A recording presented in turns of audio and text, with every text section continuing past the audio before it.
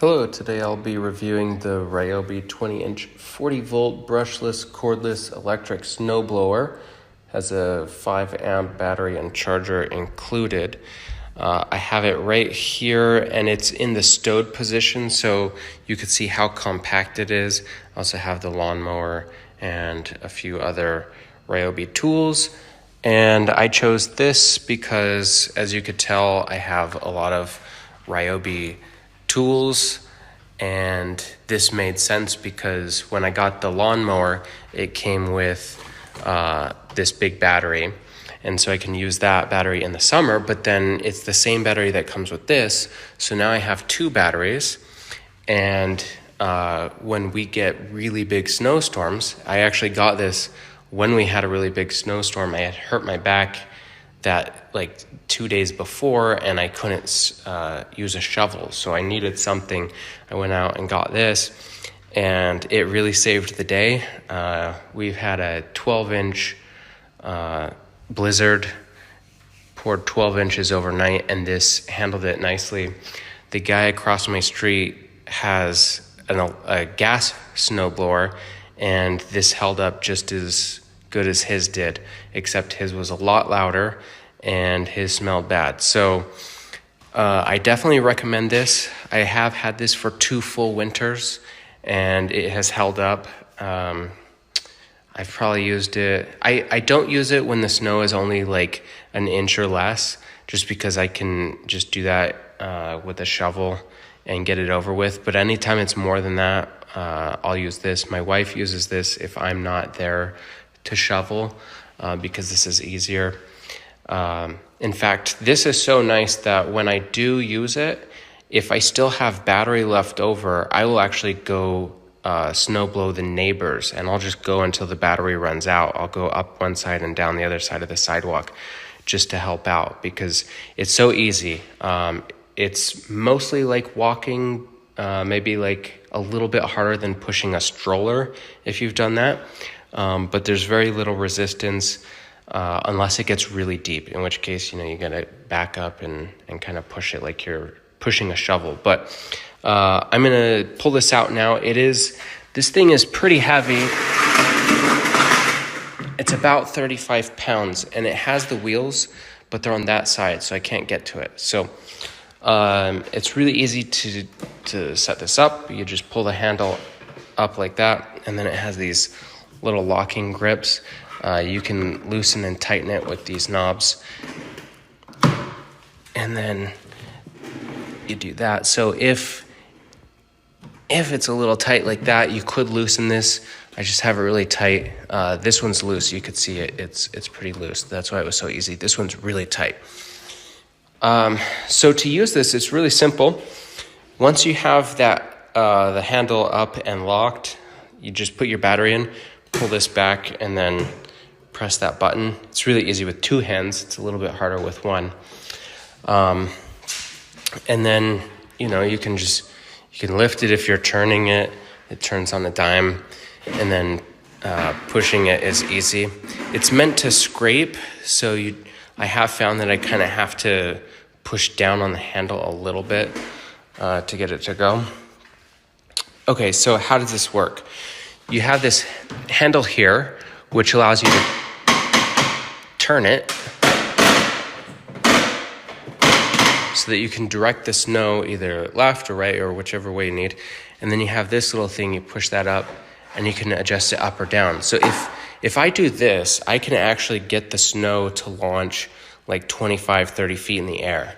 So that tells you how powerful this is.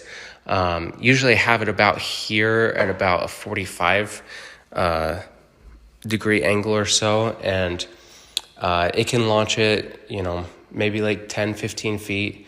And then if you have it all the way down, it doesn't really do much. It just pushes it to the side. And that was one thing I didn't know when I first got this, is I didn't know about this. In fact, I didn't know about this for the whole first snow season. I just found it this last season.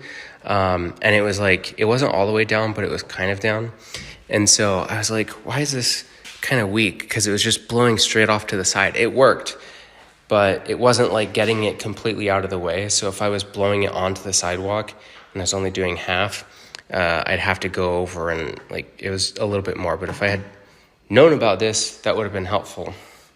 So I'll grab a battery, and it's really easy. So the battery has a little button here, and that allows you to just get it in and out of the slot. And so it would be a little bit hard to do with one hand. So there's a slot here, and there are rails here, and you just slide it in there like that. And then it's so easy, you can use one finger to click it in, and that's how you know it's gonna work. So let's listen to how quiet this is. So, oh yeah, once you pull this back with the battery in, there is a light. I don't think I've used this at night, so I don't know how powerful it is. That seems brighter than the lawnmower one, and I have used the lawnmower at night, so I would imagine this is good for any nighttime snow blowing. Okay, so you hold this down, and then you push the button.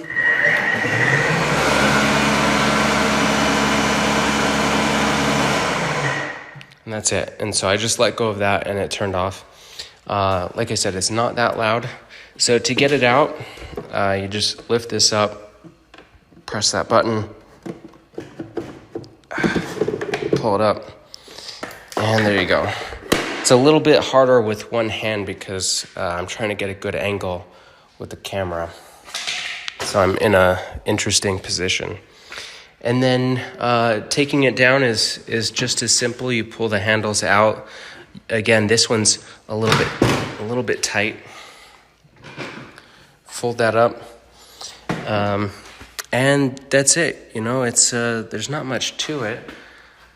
The charger is really simple, just the same. Where you know there's some rails here. Well, you can't see it, but you just slide the battery in and turn it on.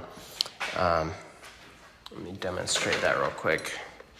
So here's the charger, and here's the battery. So this has the rails here.